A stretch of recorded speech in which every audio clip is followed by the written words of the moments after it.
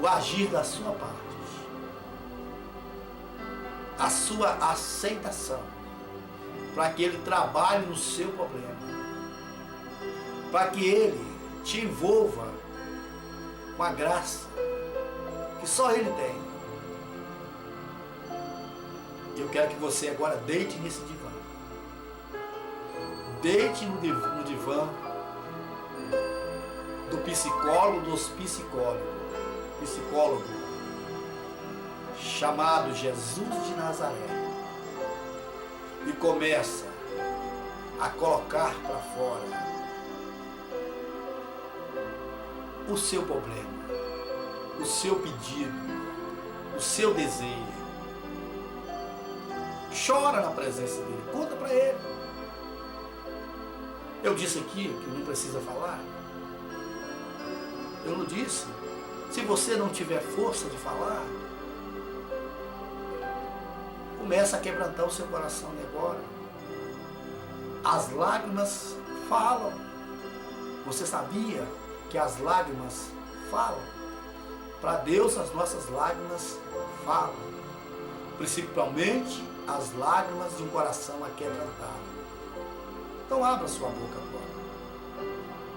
Se você nunca abriu a sua boca para glorificar a Deus, faça isso agora. E Deus vai agir na sua vida. Então vamos para a palavra do Senhor. Vamos para a Bíblia Sagrada agora. Vamos lá. Deus me deu um texto. E eu lendo esse texto, Deus me fez entender que Ele, somente Ele, pode nos dar o que precisamos, tanto material ou espiritual. Segunda carta do apóstolo Paulo aos nossos irmãos de Corinto. Então, segunda epístola aos Coríntios, capítulo 12, versículo de número 9 e versículo de número 10, estão registradas as seguintes palavras. Versículo de número 9 do capítulo 12 diz assim: e disse-me, a minha graça te basta, porque meu poder se aperfeiçoa na fraqueza. De boa vontade, pois, me gloriarei nas minhas fraquezas, para que em mim habite o poder de Cristo. Pelo que me sinto prazer nas fraquezas, nas injúrias, nas necessidades, nas perseguições, nas angústias, por amor de Cristo. Porque quando estou fraco, então sou forte. Vamos repetir? Porque quando estou fraco, estou forte. Amém? Graças a Deus. Estamos diante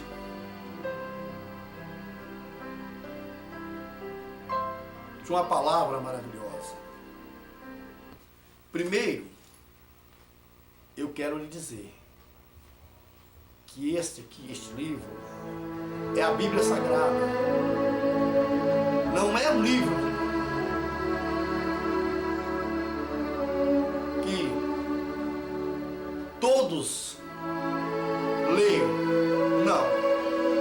Porque para ler este livro e entender este livro, precisa da graça de Deus. Precisa da graça do Senhor. Precisa do Espírito Santo. Nós lemos aqui o grande apóstolo Paulo, homem sincero, homem íntegro, homem escolhido por Deus para um ministério tão maravilhoso, que foi o ministério do apóstolo Paulo. Olha, quando Paulo escreveu essa epístola, mais precisamente no capítulo 12, Paulo exortava, animava os nossos irmãos ali da cidade de Coríntios. E nessa época, Paulo foi acometido de uma doença muito terrível, uma doença muito importuna, como todas as doenças são.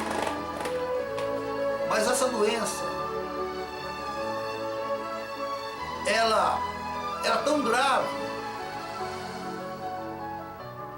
a Bíblia não revela onde estava localizada essa doença em Paulo.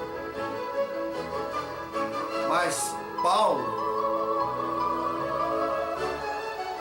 chegou a dizer que essa doença, ela era da parte de Satanás. Uma doença no qual ele o chamou de espinho na carne. Alguns teólogos vão até um pouco mais longe. Eles chegam a afirmar que essa doença, que Paulo estava com ela, era uma doença nos olhos. Mas a Bíblia não revela qual parte do corpo de Paulo estava esta doença. Mas de uma coisa eu sei, Paulo estava muito enfermo. O apóstolo Paulo estava muito enfermo. E ele foi dialogar com Deus, com aquele que ele tinha uma grande intimidade. Ele foi dialogar com o Senhor. E ele falava, ele se derramava na presença do Senhor. E sabe quais foram as respostas do nosso Deus? É o que eu acabei de ler, no versículo de número 9. A minha graça te basta, Pai. A minha graça te basta. Oh, graças a Deus. A graça do Senhor é o que nós precisamos, é que eu preciso, que você precisa. Pode vir as doenças, pode vir os problemas. Quem é que não tem problema, amado? Quem é que não tem problema, amado? Quem? Enquanto nós estivermos aqui na terra, nós vamos ter problema. Aqui é lugar de problema mesmo. Só vai acabar o problema o dia chegarmos na glória. Aí sim, a Bíblia diz em Apocalipse, no capítulo 21, parece no versículo 4, que Deus enxugará dos nossos olhos todas as lágrimas. Olha, mas aqui é lugar de chorar mesmo. Aqui é lugar de aflição. Então Paulo, mesmo sendo servo de Deus, ele não estava isento de ter uma doença, de ter alguma coisa no seu corpo físico, como você também não está isento disso. E Paulo falava com o Senhor, mas o Senhor foi categórico com ele: Paulo, a minha graça te basta, filho. Oh, aleluia. O mais lindo que o Senhor disse, quando ele diz assim: Paulo, você está reclamando que você está fraco. Você está enganado, meu filho. Agora, neste momento é que você está forte. Quando você se achar que está fraco, é o momento que você está mais forte. E a gente pergunta: mas por quê? Por que o Senhor disse isso para Paulo? Mas olhando para a minha vida, e quem sabe para a sua vida, você pode entender a resposta de Deus para Paulo. Porque infelizmente o ser humano, crente ou não, ele só fica mais na presença de Deus nos momentos ruins da sua vida. Há muitos, crentes ou não, e quando estão com tudo bem, com a saúde boa, com alguns bens materiais, eles esquecem de Deus, se acham fortes.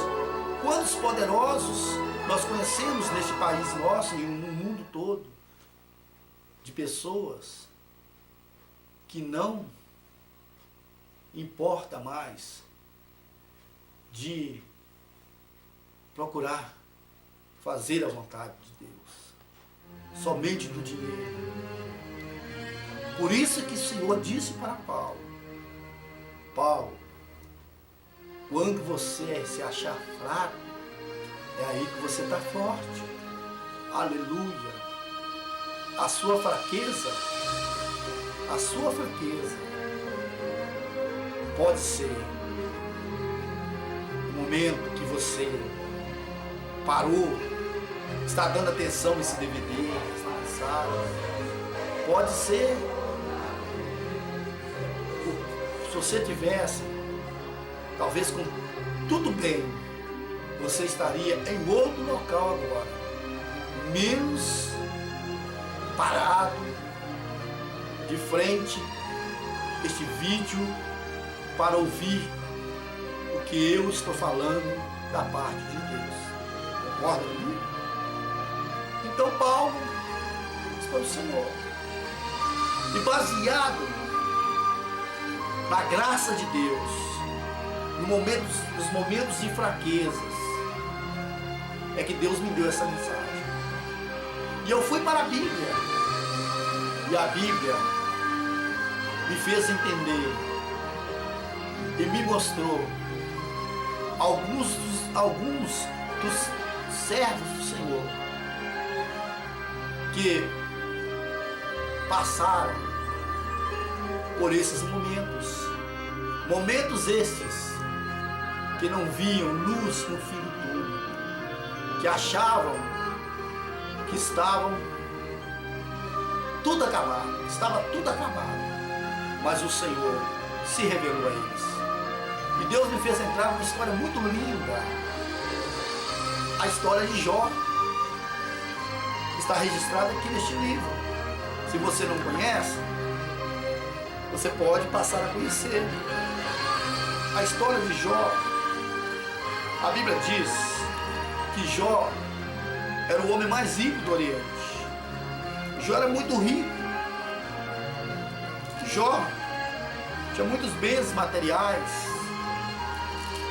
tinha uma família grande, 10 filhos, 7 homens e 3 mulheres. Tinha uma esposa. Então a família de Jó era uma família de 12 pessoas. E Jó era muito rico. Diz aqui, o versículo de número 3, que Jó, só de ovelhas, Jó tinha 7.000 ovelhas. E naquela época, quem tinha 7.000 ovelhas podia ser considerado muito rico. E Jó tinha 7.000 ovelhas. Era ovelha naquela época que era tirada a lã, né, para fazer as vestimentas. Era tirado o leite para fazer o queijo